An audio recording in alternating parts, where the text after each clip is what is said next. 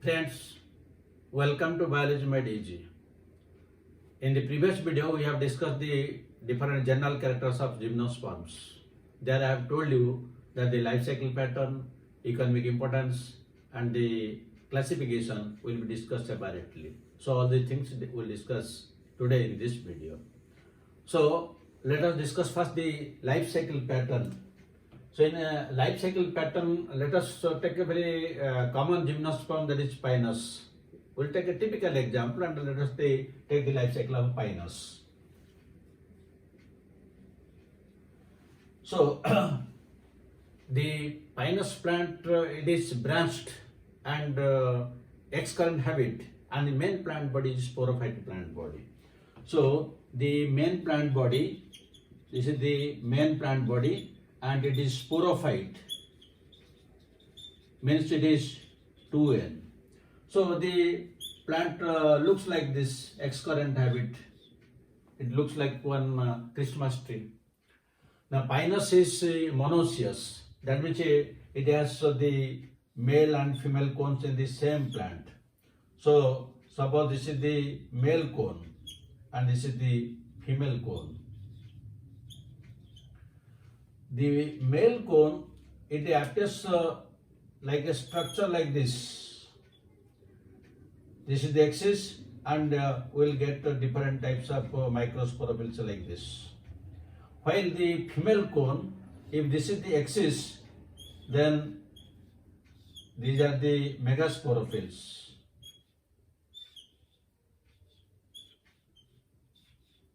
Megasporophylls, and the ovules are present here. These are the ovules. That means these are the ovules, and this is ovuliferous scale. This is bract scale.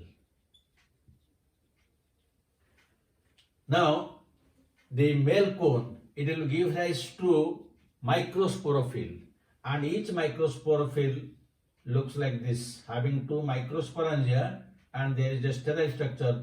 This is known as apophysis, and these are the microsporangia. While in each female cone there will be megasporophylls, and each megasporophyll, it looks like this.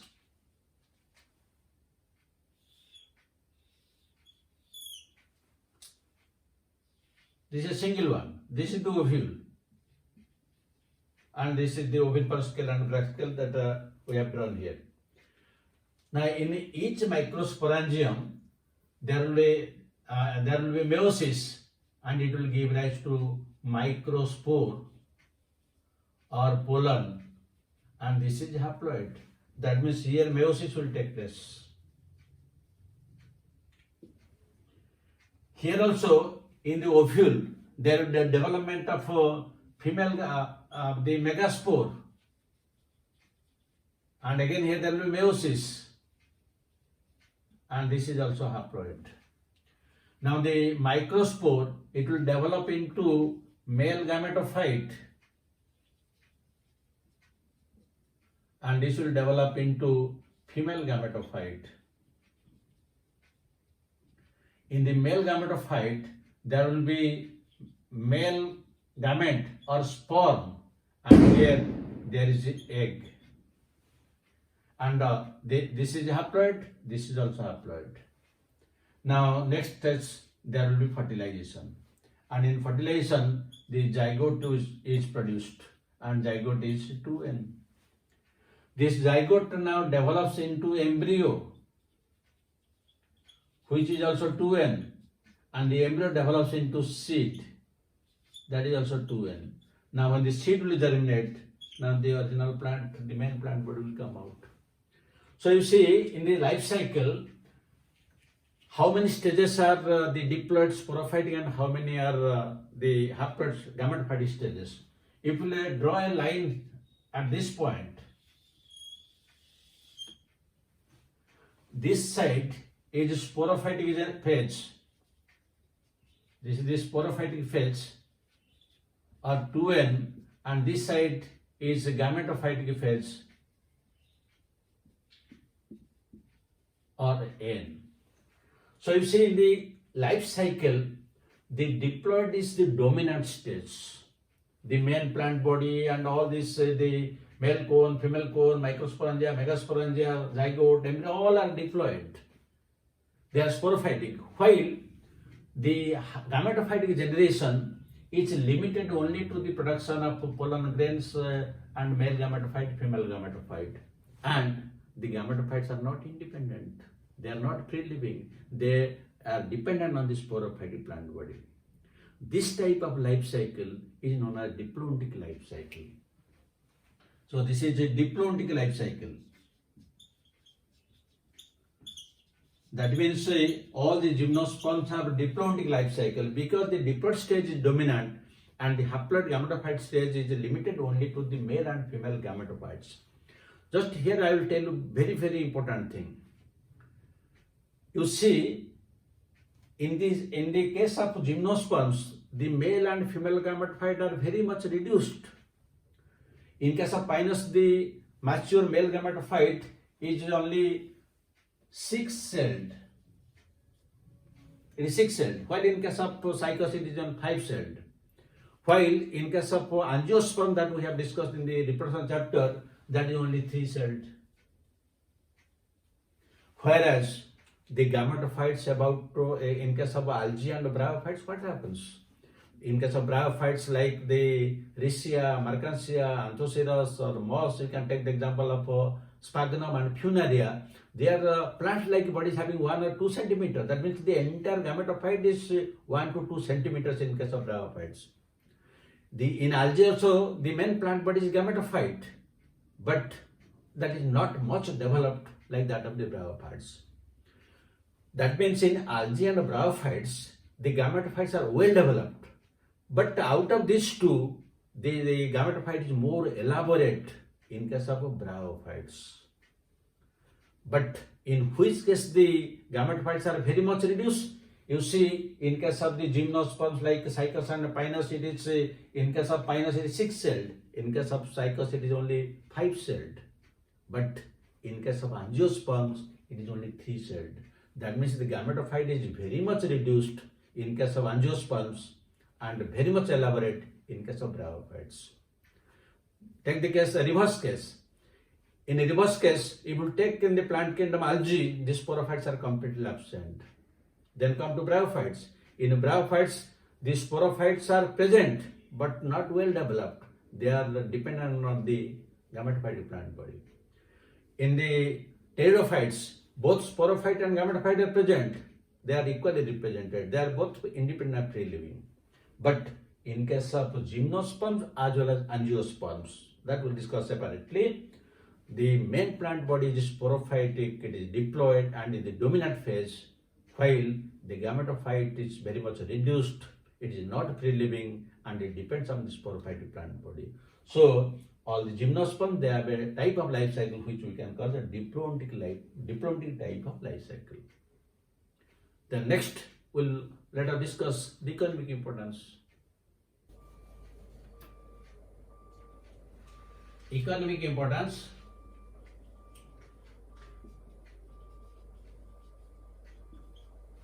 So one of the very important characters is some of the gymnosperms, they provide timber, means wood. For example, you will take the case of cedrus, and also they take the case of deodar.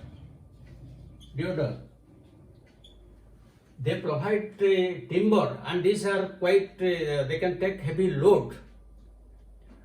Earlier, around you can think of 50 years back, these timbers were used as railway sleepers. Nowadays in railway, these sleepers were made up of cement. Before that, it was made up of iron. Before that, you think of 50 years back, the railway lines were on the timbers and most of them were the gymnosperms. The second one, the second important aspect is turpentine oil. Turpentine oil. So this is usually obtained from Pinus species, turpentine oil. And where the turpentine oil is used, usually it is used in case of paint industry. paint industry it is used. Similarly, the third example is we can take the cedarwood oil. Cedarwood oil, and this is usually obtained from Juniperus virginiana. And for what purpose this is used? This is used for as oil immersion. So what is this oil immersion? Usually when we see one object through 100x, then we have to put some oil, otherwise you cannot see the object. So that is known as oil immersion. For 10x and 40x we don't have to use anything, but for 100x we have to use oil. That is prepared from, that is cedarwood oil. Then another important thing is the canadabalsam. Canadabalsam, this is obtained from Abies balsamia. And what is the use of canadabalsam? Usually in a laboratory we use or we prepare the temporary slides and permanent slides. For temporary slides we put 1 drop of glycerin and then we put the cover slip, and after we see it then we throw it in water. But when we have to prepare permanent slides, then glycerin or water will not serve the purpose. Here we have to use canadabalsam, and when we put the cover slip, that will be permanently fixed. So that is the importance. Then the next is the chilgoza.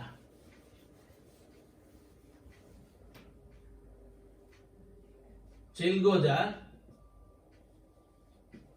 it is obtained from Pinus girardiana. Usually the seeds of Pinus girardiana, they are roasted, and that is known as chilgoza. Just like as we take the roasted cashew nut and other things, similarly the chilgoza, that is obtained from Pinus girardiana. Then the next one is sago. This is obtained from cycas. That is why cycas is also known as sagopalm. And what is sago? This is the starch product. That is, nowadays we take the husk of the Plantago ovata, but it is also obtained from that of the cycas plant. Then another thing is medicinal aspect, that is ephedrine. This is obtained from the plant ephedra, and this ephedrine, this is mostly used in Ayurvedic as used as the Ayurvedic medicines. This is usually used for treatment of blood pressure, or you can tell hypertension, and also it is used for the respiratory problems.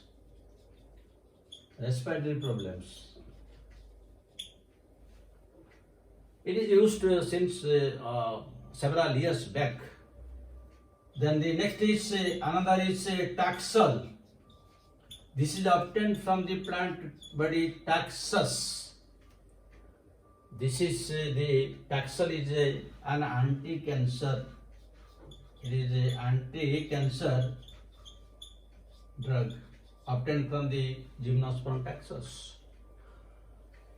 So these are some of the economic importance of the gymnosperms. Now let us discuss how the gymnosperms are classified.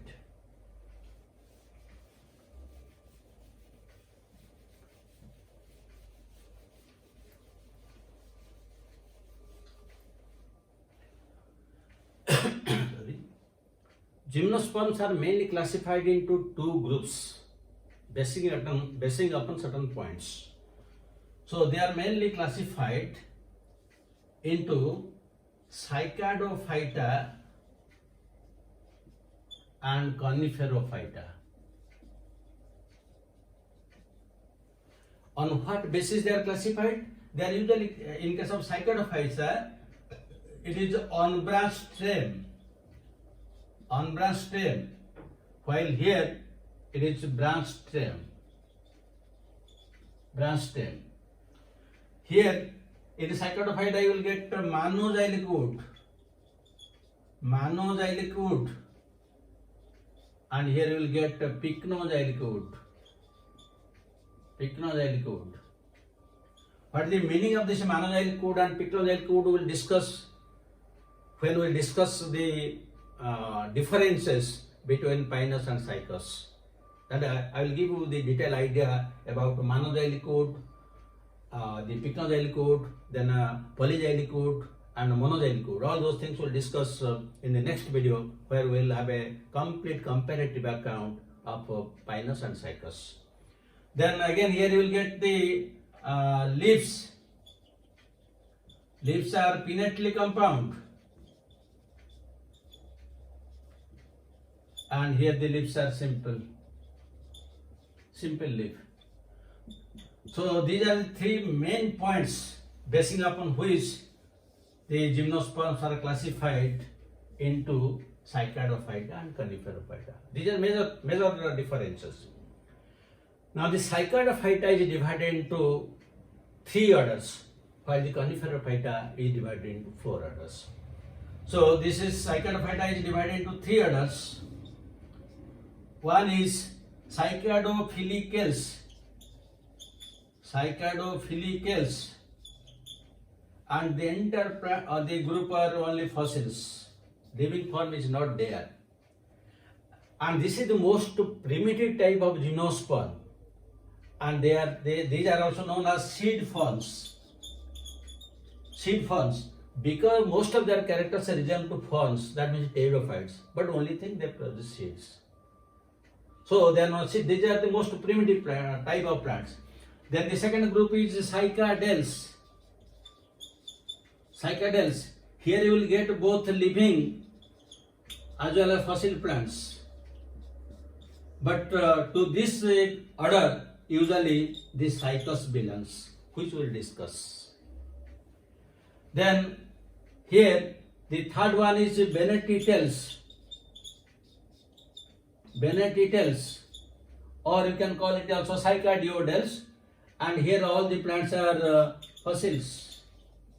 That means there is no living form. So the cycadophyta is divided into cycadophylicus, the most primitive, and there is no living form. The cycadales, both living and fossil forms are there, and to this group the cycas belongs.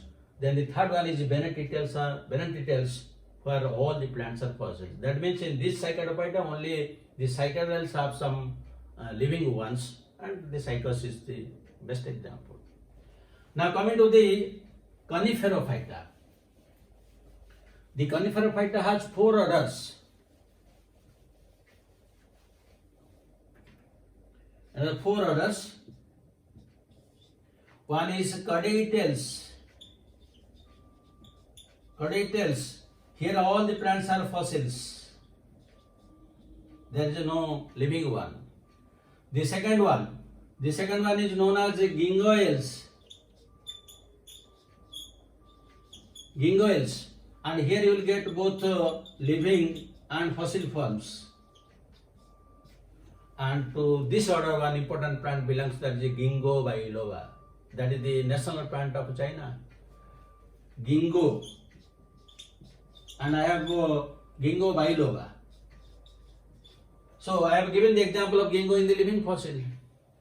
And the third group is coniferales. Coniferales. It is the, here also you will get both living and fossil, but you will get more living ones, and this is the largest group of gymnosperms. This is the largest group. That means most of the gymnosperm plants, they belong to this order coniferales.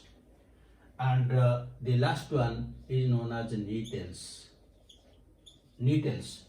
So nettles is the most advanced order among gymnosperms, where the plants like netum, ephedra, just now we have discussed ephedrine, and another plant is Wellwitschia.